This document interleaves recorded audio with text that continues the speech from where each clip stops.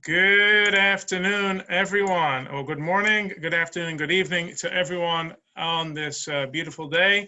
Happy to be learning with you again. We are learning chapter 22, a very sad chapter where we have the massacre of the city of Nov, a really low point in Jewish history. And we really see how jealousy, hatred, mistrust, how damaging it can be. So we're going to begin here, how it goes.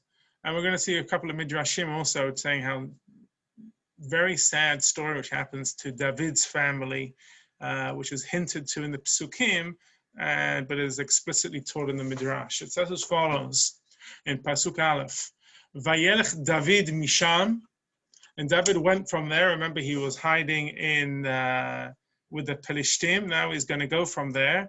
Vayimalet, and he escaped from there because he had to pretend to be Meshuggah, crazy, and he went El Me'arat Adulam, to the cave of Adulam. Vayishme'u Echav v'chol Beit Aviv vayerdu elav shama, and his brothers heard, and his whole father's household, and they went down to him there. ויתקבצו אליו כל איש מצוק וכל איש שלו נושה וכל איש מר נפש, ויהי עליהם לשר, ויהיו עמו כ400 איש.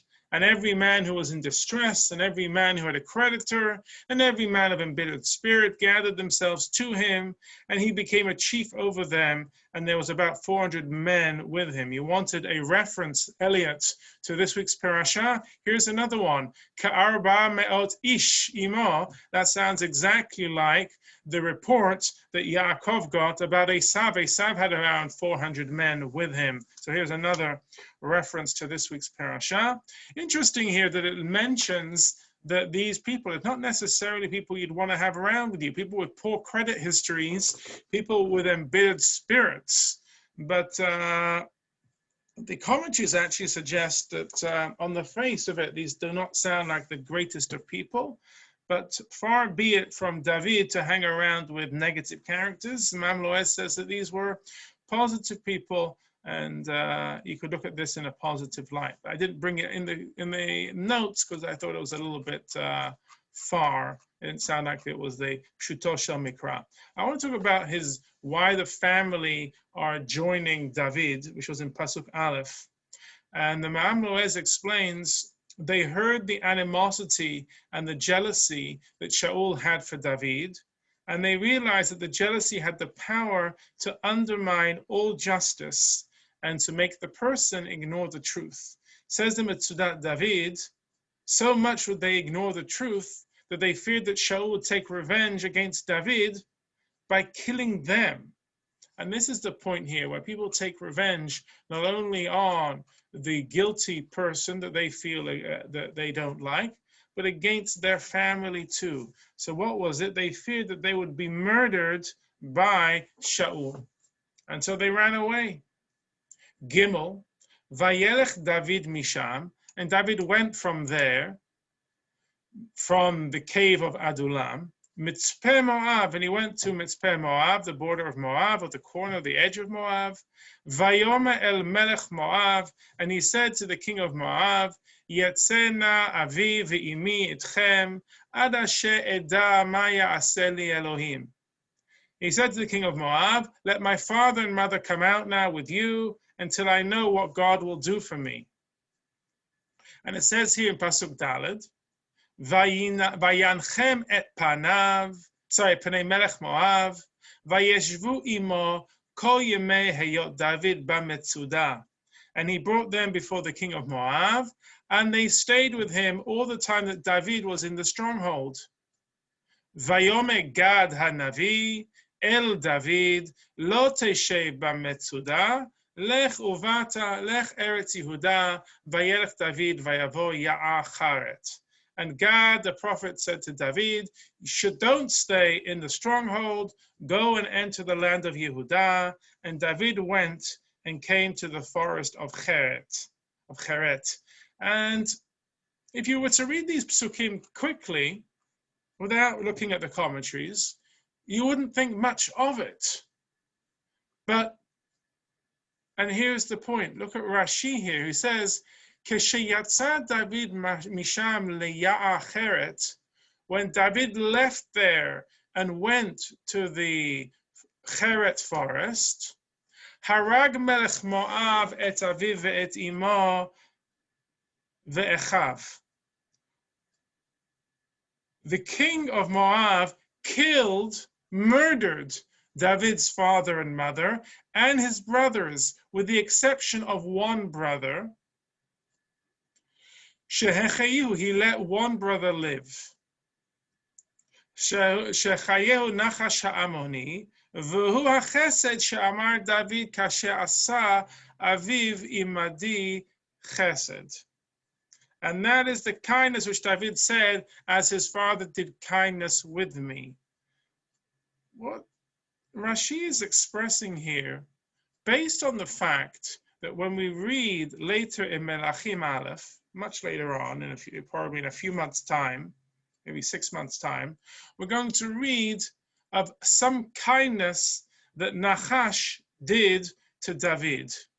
Remember, this is the same Nachash, or maybe this is not the same Nachash, but the same Ammonites who did not like Shaul, that perhaps they did some favor by allowing one brother to remain alive, but the rest of them were completely wiped out. The Ma'am Loez here notes, Gad knew through prophecy that the Moabite king was intending to betray David.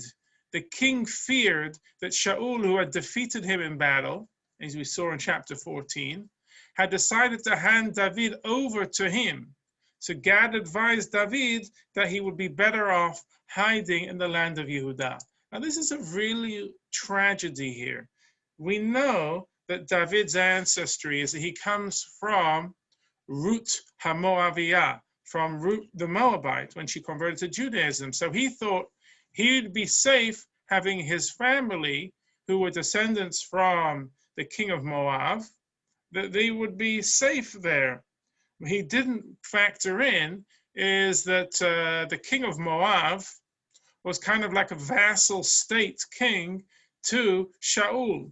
And in order to curry favor with Shaul, he would murder David's family. And that's what ended up happening. The sad thing is that God, the prophet, was able to save David, but wasn't able to save David's family. And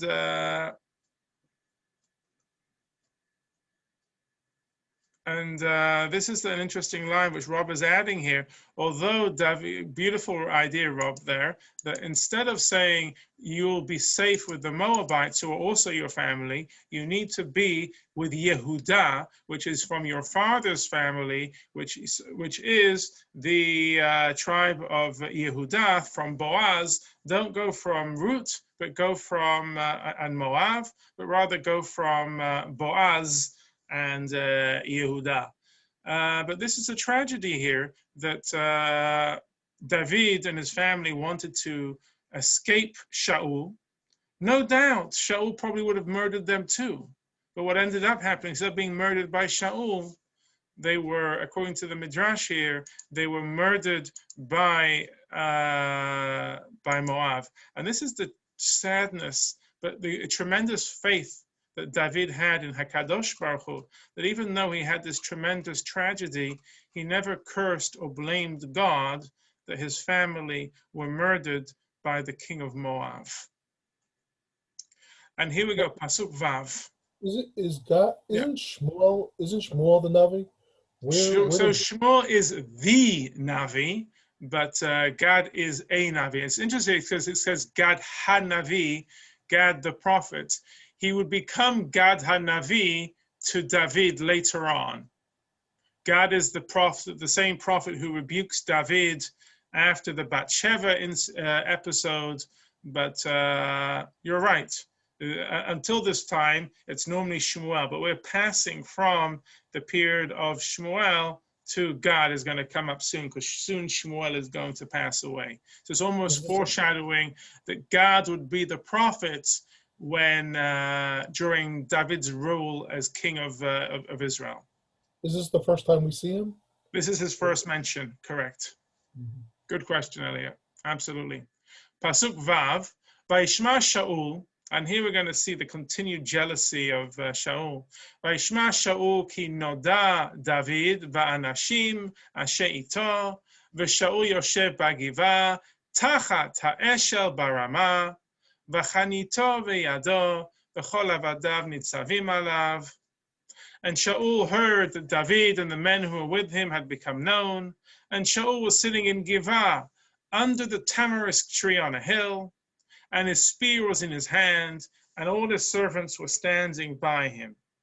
And this is a very interesting description. We know that other people are described as being on hills or being under trees, such as Devorah, being under the date palm. What do we learn here from being under the tamarisk tree? It's not 22:7, it's 22:6.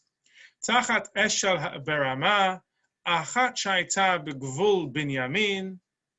It was on the one of the hill which was in the border of Binyamin. He stayed within his tribe. But he also, Rashi also quotes the Midrash. It says, Rabotenu amru, hi haita rama shel Shmuel, u'shnei mekamot hein, v'chein midrasha v'Shaul yoshev b'giva. Why? B'zchut ha'eshel hagadol asher barama, shaita mitpalel alav. Our rabbis, however, said this was Shmuel's Ramah, and since these are two distinct places, it's explained as thus. Shaul was sitting in Givah to the merit of the great tree. Who is the great tree? That is none other than Shmuel, who was in Ramah praying for him. We might have thought, wait a minute, what is it about Shaul? He is crazy. He is bloodthirsty. He is jealous as anything. What is his zechut? What is his merit that he's allowed to remain king in the first place? And we're saying the merit was that Shmuel had prayed all the way back when God said that Shaul will no longer be king, anoint David. And God says to him, how long are you going to cry? How long are you going to pray for him? Go and anoint him. That extra prayers, those extra tefillot that Shmuel did, they had an effect. They allowed Shaul to reign that much longer. And God was saying, you're in error. But because you prayed, because you are the Navi, because you are the Tzaddik, your prayers are effective. And the Midrash is saying, because of that efficacy, he will remain the king, even though he does not deserve it. He only gets it because of your prayers on his behalf. We go to Pasuk Zayin. Vayome Shaul Abadav, Hanitzavim Alav, Shimuna b'nei Yemini, Gam lekulchem yiten ben Yishai Sadot Chramim lekulchem, Yasim Sarei Alafim Basarei Meod. Shaul said to his servants who were standing by him, listen now, you Benjaminites. Will the son of Yishai from the tribe of Yehudah, will he give you fields and vineyards? Will he appoint all of you captains of thousands and captains of hundreds? Ki kashartem kulchem alai, ve'en golet ozni, b'chrat b'ni im ben Yishai, ve'en cholem mikem alai, ve'golet ozni, ki hekim b'ni et abdi alai la'orev kayom hazeh. For all of you who rebelled against me, no one reveals to me when my son made a covenant with the son of Yishai, and no one of you feels sorry for me or reveals to me that my son has incited my servant to rise up against me, to lie in wait of this day. What are you doing? You're going to get no rewards from David, from Yehudah. I am your king. And here we have the moment. And I want to share with you what the Ma'am Noez is going to say now. I haven't brought it in the text, but the Ma'am Noez quotes a very famous idea from the Gemara, that he who speaks Lashon Hara, and he who he talks it to, and to whom it is about, all three die. And he says, where do we learn this from? From here. He spoke Lashon Hara, and we're going to see it, about the city of Nov and the Kohanim there. They're going to be wiped out. he is going to lose his chelek in olam haba. He's going to get wiped out. And he spoke about it to Shaul. Shaul is also going to die because of it. Everyone dies with lashon hara, whether it's physical in this case or it's spiritual. No one wins when one speaks lashon hara, or in this case, it's not even just lashon hara. It is just unabashed. It's motzi shemra. It's bringing a bad name. It's even lying about them and saying negativity. But have a look here. We're going to read a very interesting thing here, and I want you to be very careful here. Doeg tells half truths. He does not share the full event. It's not the fact that Doeg is a talebearer and reports everything word for word. He brings it in a way which makes Achimelech look like a traitor. And it's not, and that's what we're going to read here. Pasuk Tet. Vaya'an Doeg ha'adomi, Doeg the Edomite comes, V'hu nitzav al avdei Shaul, and he who was appointed over all the elders, the servants of Shaul, and he said, Ra'iti, I saw, et ben Yishai, the son of Yishai, again, that derogatory term for David, just the son of Yishai, Ba Noveh, he came to Nov, El Achimelech ben Achitov, he came to Achimelech, the son of Achitov. Vayishalo ba'Hashem, and he inquired of God on his behalf. V'tzeidah, and he gave him provisions. Natan lo. Ve'et cherev Goliath ha'Pilishtin natan lo, and he gave him the sword of Goliath, the Philistine. Look at that. On this, we're going to go down. What did Doeg do wrong? Says the Mamloez. Doeg, like all those who delight in slander and tale-bearing, purposely told only half the truth. He knew Achimelech believed David's story, that he was on a mission for the king. He also knew that Achimelech had no knowledge of David having run away from Shaul. Yet he intentionally avoided these things to make it look like Achimelech was joining the plot against Shaul. Doeg carried on his slander, maliciously working every detail to Achimelech's disadvantage. He particularly emphasized the request which Achimelech made of the Urim V'Tumim on David's behalf. He did not mention that David was struck by hunger, and that was why Achimelech had given him food. Nor did he mention that David asked for any sword.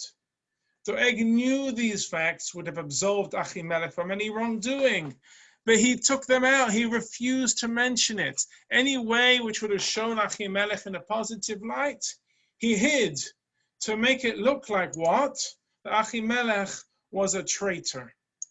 Again, this is Doeg just jockeying for position to make himself the number one. Yud Aleph, Vayishlach HaMelech לקרוא את אחימלך בן אחיטוב הכהן וכל בית אביו הכהנים אשר בנו ויבואו כולם אל המלך. And the king sent to call Achimelech, the son of Achituv, the Kohen, and all of his father's household, the Kohanim who were in Nov, and they all came to the king. Why did they all come to the king? Because they're all loyal servants. Yud Bet, Vayomer Shaul Shamana ben Achituv. Vayomer, Hineni or Hineni Adoni. And Shaul said, listen now, son of Achituv. He talks to him in a disrespectful manner. But look at the reply. Achimelech is not offended that he's called the son of Achituv. He says, here I am, my lord. I'm here, your faithful servant. Vayomer elav Shaul, lama kashartem alai, ata uven Yishai betitcha lo lechem becherev, v'shaol lo belohim lakum elai laorev kayom hazeh. And Shaul said to him, why have you rebelled against me, you and the son of Yishai, by you giving him food and a sword, and by inquiring of God on his behalf to rise up against me as one who lies in wait as of this day? What are you doing? Says Rashi, V'sha'ol lo belohim, asiyato melech. By you using the Urim v'Tumim on his behalf, you're making him king. She'ein nishalin b'Urim v'Tumim lehedyot, because we don't inquire the Urim v'Tumim for a regular person. It's only for a king. You made him king. You're treating him like a king. Vaya'an Achimelech et HaMelech. And Achimelech answers the king. But a Kohen can't make someone a king. Correct. But he's saying you're showing him a sign of kingship.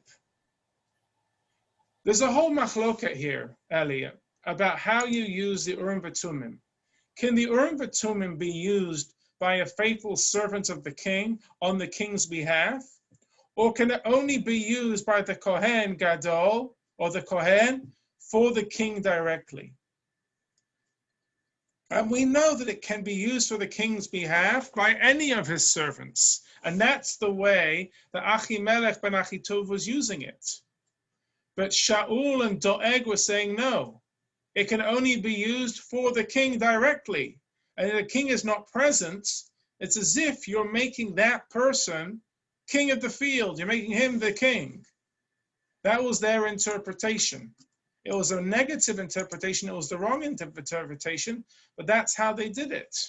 So Achimelech answers the king, Vayomar, and he said, Umi b'chol avadecha keDavid ne'eman, v'chatan hamelech, v'sa'el mishmatecha, v'lichba b'veitecha. Who among all your servants is as faithful as David? Who is the king's son-in-law? And who goes to do your service and is honored in your house? What's going on? I don't know what you're talking about. David is great. Hayom hachiloti lish'ol lo belohim chalila li. Al yasem hamelech v'avdo davar b'chol beit avi. Ki lo yadav decha b'chol zot davar katon o gadol.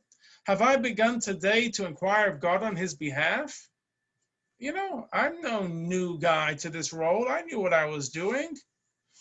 My tradition is he was doing something for the king. Therefore, we instructed the Urim v'Tumim. That's not a problem. Far be it from me that not the king impute anything to his servant, nor to all my father's household, for your servant knew nothing of this, less or more. I didn't know what's going on. I'm not part of any conspiracy. That's how we use the Urim v'Tumim. Tet Zayin, Vayomer HaMelech, Mot Tamut Achimelech. You shall surely die, Achimelech. Ata v'chol beit avicha, you and all your households. You are traitors. You have committed high treason. Vayomer HaMelech laratzim hanitzavim alav sobu v'hamitu kohanei Hashem ki gam yadam im David v'chi yadu ki boreach hu v'lo galu et ozni. ולא אבו עבדי המלך לשלוח את ידם לפגוע בכהני Hashem. And the king said to the footmen who were standing beside him, turn and put the Kohanim of God to death, for their hand is also with David. And because they knew that he was fleeing, and they did not tell me. But the king's servants would not put forth their hand to fall upon the Kohanim of God. What's going on? Wait a minute. They wouldn't do what the king commanded? Are they allowed to not follow what the king asked? Says the Radak, Rav David Kimchi of Provence, Avner v'Amasa, these weren't just regular foot soldiers, this was the generals of the army. V'lo avu lifgar b'kohanei Hashem, they refused to harm the Kohanim of God. How could they refuse? They expounded from the verse, any man who rebels against you will die. This only refers to doing a mitzvah, but it does not apply to a royal command to do an aveira, a sin. As the verse concludes, just be strong and courageous. We learn this out regarding what's it called? Regarding following Yehoshua bin Nun. They're told that they have to follow every word of his. However, he concludes them by telling them, Chazak ve'ematz, just be strong and courageous, which means they have to do every mitzvah that he says. But if he tells them to do something which is morally wrong, that they don't have to follow him. Same is true here of Shaul. Although he's the king of Israel, if he tells them to do something which they do not think is appropriate, they do not have to follow him. And so therefore, what does Shaul say to David? I mean, to Doeg? You know what, Doeg? You do your own dirty work. Vayomer HaMelech, and I'm interested, we'll have a look at this. It doesn't say Doeg in the Hebrew.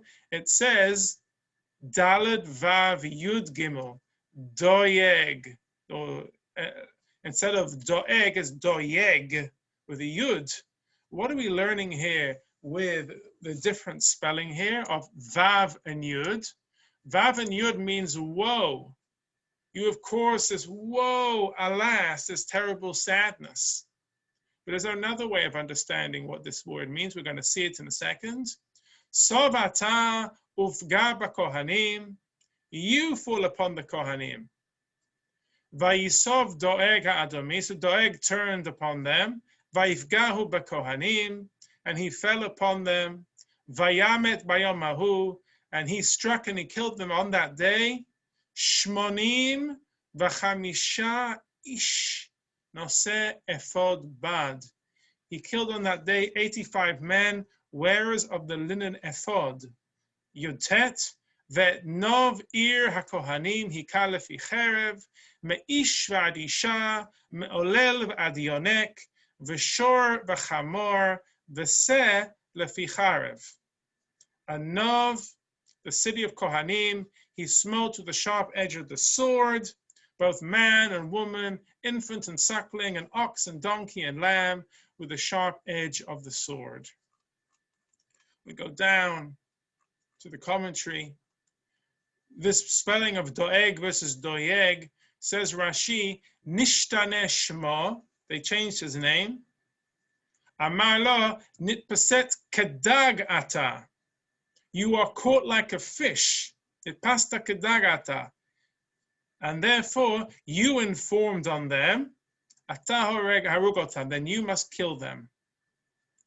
This commentary here, the wearers of the linen ephod, the Radak says, he killed far more than 85. These 85 were the leading Kohanim who were fit to wear the linen ephod. But there were many more Kohanim that were killed. He killed maybe hundreds of people. Radak quotes a midrash here, and he says, our sages taught, at the time Shaul and the people had shown compassion for Agag, the king of Amalek, and the choice sheep, a heavenly voice rang out and said, do not be overly righteous. And when he mercilessly destroyed Nov and all its inhabitants from the youngest to the oldest, a heavenly voice rang out and says, do not be overly wicked. Reish Lakish said, whoever behaves with compassion in a situation that requires cruelty will respond with cruelty in a situation which requires compassion.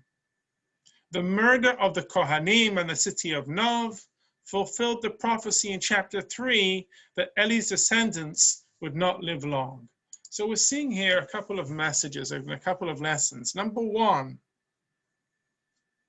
way back when we described that the command that all of Amalek should be wiped out, we talked about the horror that Shaul thought of this, thinking that this seemed to be incredibly cruel. But now, in his jealousy, in his blood rage, he behaves like that. And now we can say, why are innocent people being killed? As innocent as they are, it's all part of the curse which was going to befall Eli and his descendants. That's what the Radak is quoting there. That we don't understand God's ways, but that there is an eternal power which is going on here, where eventually they're all part of that. Now we're going to see in the concluding verses that there's one person who is who escapes, and that is Evyatar. Vayimalet ben echad lachimelech ben Achituv, ushma Evyatar. Vayivrach acharei David. And the son of Achimelech, the son of Achituv, so the grandson, whose name was Evyatar, he escaped and fled after David. Vayaged Evyatar leDavid ki harag Shaul et kohanei Hashem. And Evyatar told David that Shaul had killed all of the Kohanim. Vayomed David leEvyatar. And David said to Evyatar, Yadati bayomahu ki sham doeg ha'adomi. I saw and I knew on that day, I saw that Doeg the Edomite was there. Ki haged yagid leShaul, and he would surely tell Shaul, Anochi saboti bechol nevesh beit avicha. I have caused the death. I am the reason that all of these people have died. Sheva iti al tira, stay with me and do not fear. Ki asher yevakeshet nafshi yevakeshet nafshecha, ki mishmer tatai madi. For he who seeks my soul, he seeks your soul. For you shall be in safeguard with me. Don't worry. You're fleeing a capital case. I'm also in the same position. I'm also going to die. Against his hands, I will protect you. Says Rashi on this, for he who seeks my soul, one man is pursuing both of us. Wherever I shall escape, you shall escape. For you will always be in my safeguard. As Targum Yonatan renders, for he who seeks to kill me seeks to kill you. It may also be interpreted, for he who will love me will love you, and he who will guard my soul will guard your soul. This is another instance of this in scriptures. Men of blood hate him that is sincere, but the uproot seek his soul. Here is an instance of seeking a soul for good. Rashi is basically telling us all here that David is making an oath. I caused your death of your family because I knew and I should have done better, even if it was fulfilling the curse that we knew about all the way back in chapter 3. I hold myself responsible. Therefore, I'm going to protect you. I'm going to look after you. And as the Rubisa says, it's paralleling David's grandmother roots words. My people are your people. My soul is your soul. And I will look after you and protect you. Beautiful Perush Rubisa. And I'm here to you. I'm going to look after you. I will not pay your friendship with harshness. I'm going to look after you as well. But this is a real low point. So we can see here how power corrupts. And it corrupts utterly, and utterly corrupts. Absolute power corrupts absolutely. And the danger of Shaul, that his jealousy, his blood rage, that he wiped out innocent people, not just innocent people, but Kohanim, priests of Israel, the teachers, the ones who bring beracha to the world. And just a real sad chapter for us. I'm going to end the recording now.